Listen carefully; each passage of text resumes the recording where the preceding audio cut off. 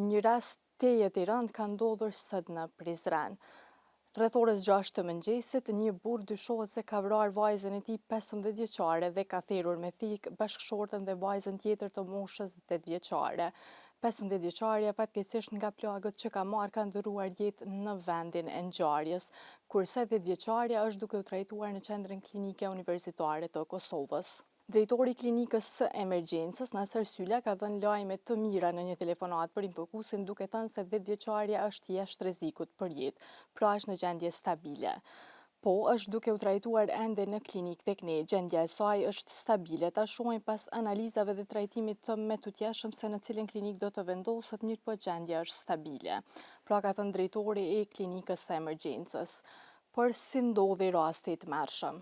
Sipas policisë, rasti ka ndodhur diku rreth orës 6 të mëngjesit, është koha kur edhe janë njoftuar organet kompetente. Zëdhënësi i policisë për rajonin e Prizrenit, Shaqir Bytyqi, ka konfirmuar se një burr ka sulmuar me thikë bashkëshorten dhe 2 vajza, derisa vajza 14 vjeçare ka ndëruar jetë në vendin e ngjarjes. Personi që dyshohet se ka kryer krimin është Mehmet Gorenç, pra i komunitetit turk, i cili dyshohet se më pas ka provuar të vrasë edhe veten. Mirë po kjo nuk ka ndodhur dhe tashmë është arrestuar dhe gjendet në paraburgim.